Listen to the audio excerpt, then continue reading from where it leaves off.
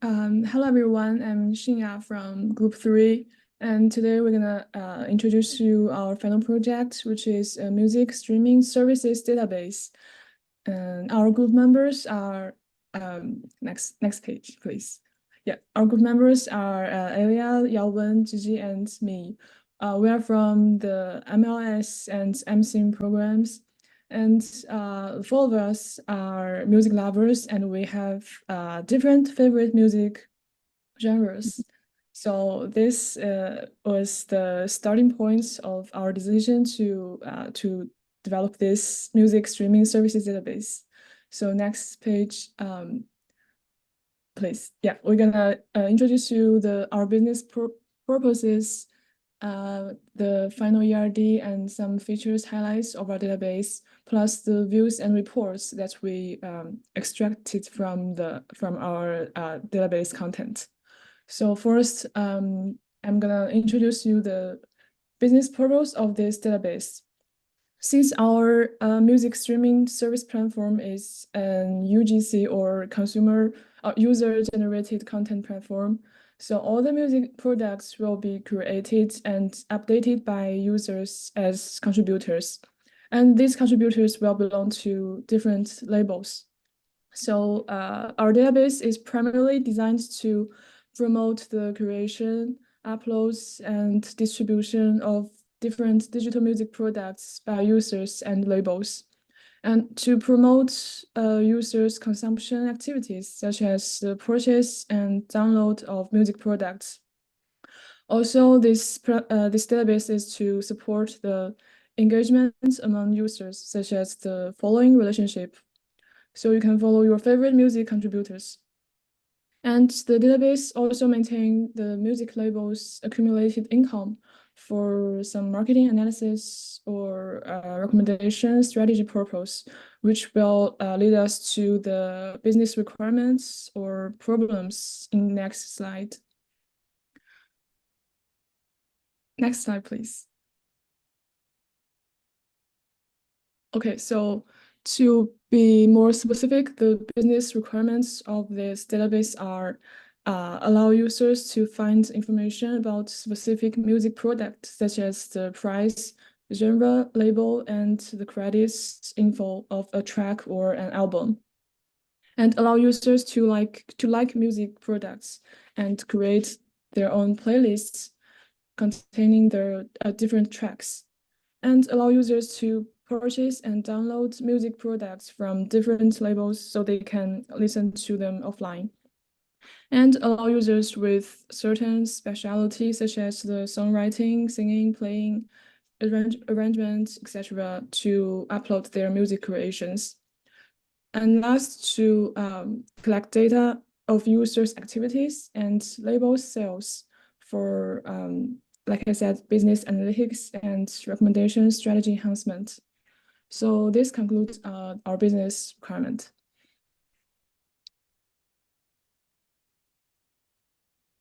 So based on the business requirement that Xinya introduced, we underwent multiple iterations to refine our final ERD. A significant entity here within our data schema is the user entity, designed with 9 fields. It has two date, time, type entity, fields are registered date and the last login date, which can be used to calculate how many days users spend on our platform. Another large entity is the track entity, symbolize individual pieces of music or songs within our platform. It has track ID as its primary key, and album ID and product ID as the foreign keys. It's noteworthy that users can assume varied roles on the platform, including listener, musicians, and both. These roles are defined by the musician activity entity, delineating their involvements as creator within specific specialties like singing, composing, or playing instruments. The other three light blue entity on the left side represent the relationship between users and the track. Users can listen to, download, and like a track as the business requirement set.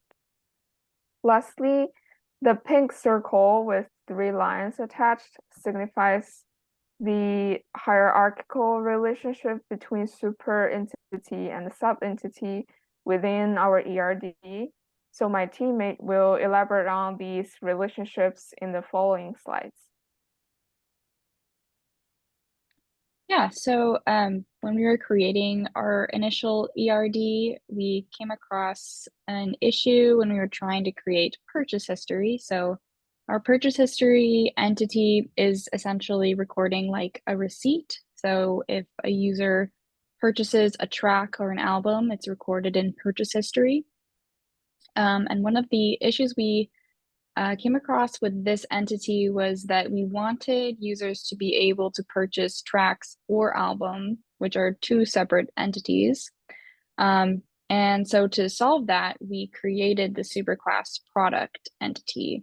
So every album, every track is associated with a product ID that is held within the product entity, which is then related to purchase history. And so that way, users can either buy an album, which would contain multiple tracks, or they can buy just singular tracks. And the label, which is kind of like the seller of these tracks or albums, is connected through the product entity. So every product is associated with a label, and every product has its own product price that is associated with the purchase history.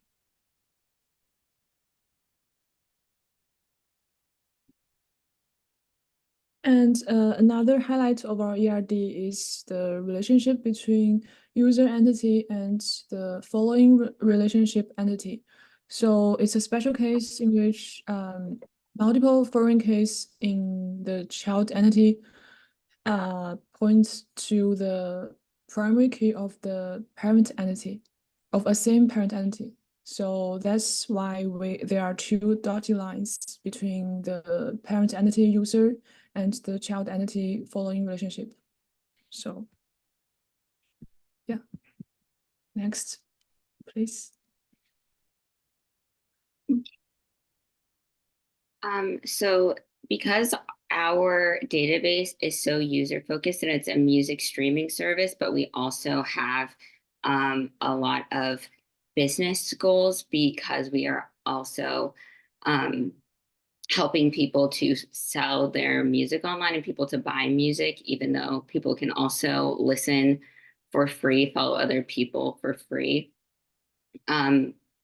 As Gigi was saying earlier, the need to connect product ID to a lot of our music entities because we had to charge or had to price album and track differently, meant that we had to create a lot of views also because we're not just doing business transactions. Users also need to be able to engage with each other and be interested in buying the music. So we created a few views that would make it easier to connect tracks to albums, also to genre, which is some of the one like categorization system that we have. And then also it made it easier for us to be able to connect users to their different activities. So these are 2 sample views. We did a lot of views for this database. Actually, I think at this point I have about 10 views that I've created, which seemed common, especially in my interactions with other streaming services because the services are so personalized. So the one on the top left is user's top track. And I wanted to make these visualizations, I guess, a little more fun. because it is a user-centered database, and thinking about like things like Apple Music and Spotify, how they'll show you like your top 10 tracks. So because our product IDs are essentially the same, like we didn't have a set list for product IDs for album and product ID for track. A lot of those aren't separated. But in the user's top tracks, if you do a search, there is a way to get all of the data back by doing a union between basically a join with product ID and then album ID and then track ID and product ID, because not everyone is just purchasing or listening to an album, even though we only have one set product ID that doesn't differentiate between the two subclasses. So with this visualization, it shows the name of the song, the amount of listens that a person has, and based on the count of the listens, the circle is bigger, and then you can also see what album it's from. And then another view that we did to track was genre. So we had to, if you saw in our previous slides with our ERD, so genre was kind of a weak entity. It was only connected through playlist and track. And so in order for users to be able to analyze what they're listening to, and then also for them to find like music, and also for the business purposes, so for people that are selling music, they're able to, users can see the kinds of genres. This pie graph, in Tableau, you can scroll over and you can see the amount of tracks that are for each genre. But it just shows the distribution of tracks per genre, because in our database, they're split up. Genre and track aren't really connected at all. But it wasn't that difficult to put these views together. And these end up being helpful, again, for users, for their engagement, for them to enjoy using the streaming database, and then also for people that are selling their music, or for people that are looking for new music to listen to. Having suggestions in the form of genre is an easy way for you to find other music to listen to, or for you to reach a new audience. So you can go to the next slide. So this was kind of a simpler visualization that we made, but one of our business problems that our database solves is kind of like allowing the sellers to see how well they're doing, how much income they're drawing in with the artists and albums that are under one label. So this visualization shows the top 3 earning labels based on the purchases that users have made. So the labels would be those sellers that are associated with each product being an album or a track that's being purchased. So this visualization could be used by someone working under the label, trying to get an idea of how they're comparing to other labels in the industry, how much other people are making, and how to set goals for their own label. So yeah, this is just a great example of how the database can be used from the seller's point of view or the label's point of view.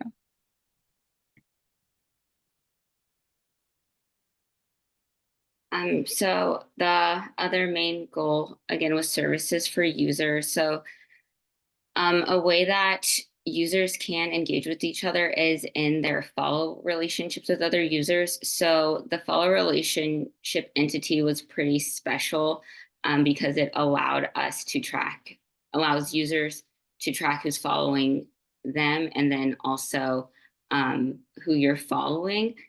And so this is just an example of kind of a fun visualization of a playlist. So this was made by creating a join between the following and followers and then the playlist entity, because it's a user ID for both of them. So so we just use the user ID from the user follow and then the user ID from the playlist, and created a condition that the user ID just that is being followed just has to equal your user ID. So then this would be a sample of like you seeing all of the playlists that your friends have made. The size is larger based on the runtime in minutes of the playlist.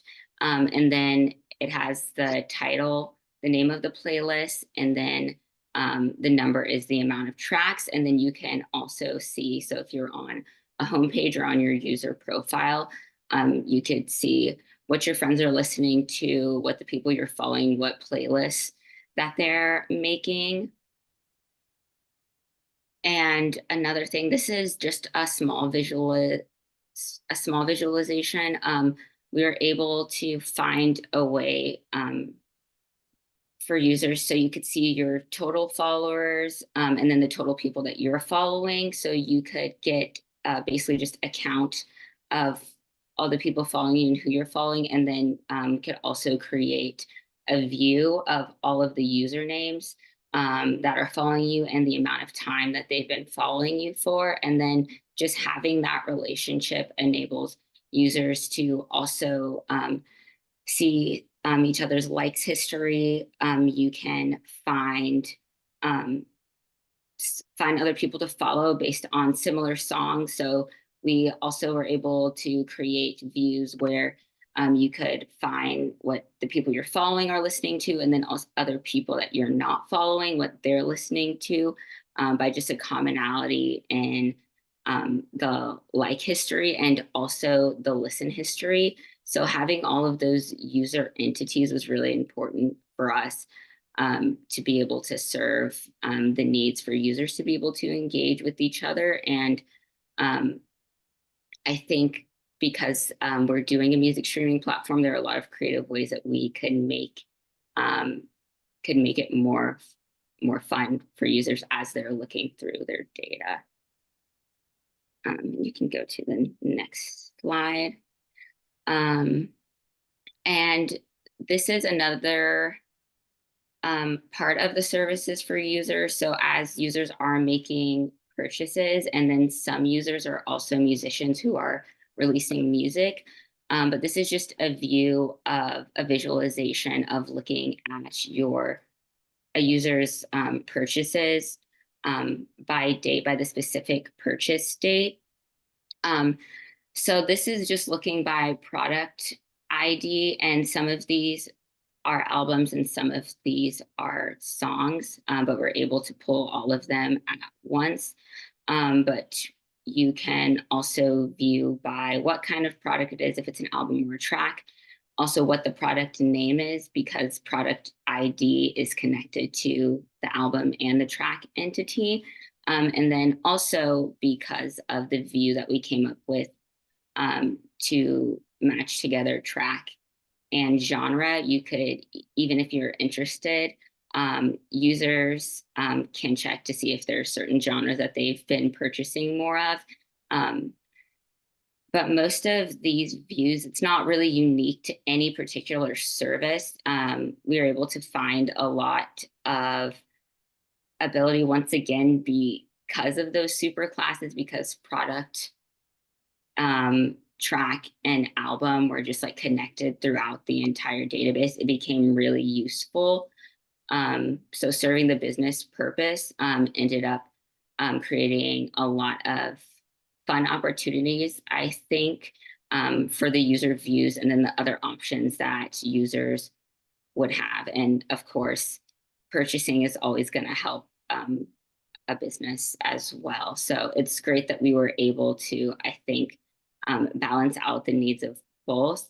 And a lot of the things that we came up with and when we structured the ERD ended up working out well for all of our business purposes and all of our stakeholders that we would be serving or working with for this database.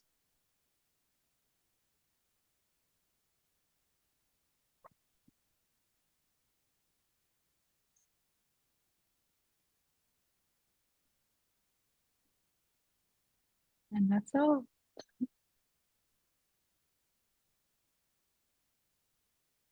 Yeah, thank you for you guys listening. So is there any questions, comments, or any curiosity? I have a curiosity. Mhm. Okay, so can you go back to the ERD slide? Okay, so obviously your database is mostly focused on tracks and the user experience of tracks. And I'm just wondering what kind of went into the the side of it where you have the associative entities of like the musician activities and the download history. I was just curious about kind of what logic kind of went into tying those things together, because I think that's also very impressive to like add all of that information in and to not just keep it as like just tracks, because tracks were ultimately like the thing that you were tracking, if that makes sense. Well, I think that a big part of the database that we wanted to achieve was that users can be a musician and a creator of the content, or they can be like a consumer of the content. Okay, yeah, that makes sense. Yeah, so it was important to include that musician specialty because you can have Yeah, a lot of people collaborating on one track. You know, someone might be playing an instrument, someone might be singing or producing. So that musician activity entity was really important for bringing those all together.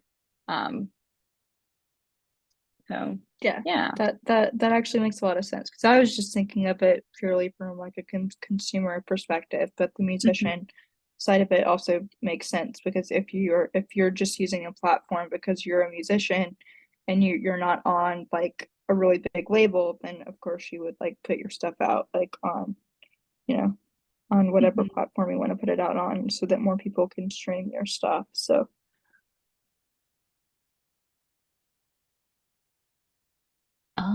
I have a question, and I just want to say thank you so much for your presentation. I think the showing a one user's case is very cool. Kind of reminds me of personas that we've done in the MLIS courses. I'm curious, since you mentioned you have a view dedicated to the following relationship and the following relationship entity. I'm wondering if that entity, or if your database allow a negative relationship, if you allow someone to unfollow, if Or like someone block. block or just unfollow, if that's something that you guys have considered. Yeah, we have thought about this follow thing. So basically so our logic is if you follow some user twice, it will be considered as an unfollow. Oh, cool. Yeah. And if you follow them 3 times, if like the database show you follow them 3 times, it will be follow again. Is Yes. that the logic? Yes, Oh, exactly. got it.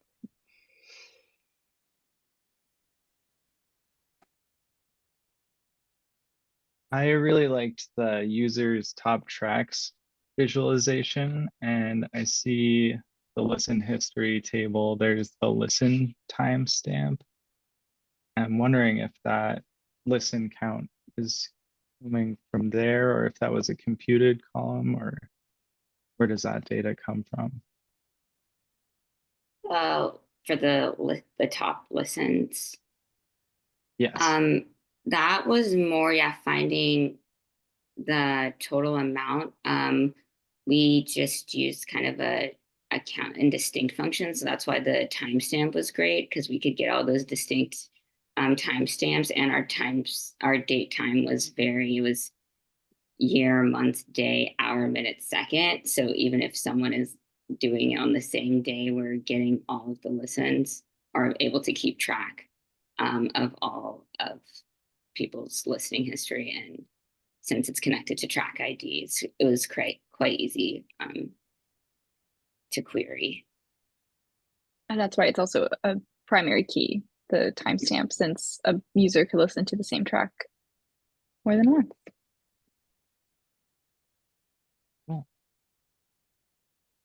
Quick question about the profile photo attribute. Is that just like a link to a different server that would hypothetically store the photos, or did you find a way to actually integrate images into like your sample data? No, that is not a image type file. It's actually a very long string, like varchar 100 or something. It stores a link to a image URL, for example, in the server, some location in the server. So the image can be loaded when the database is implemented. Thank you. Mhm.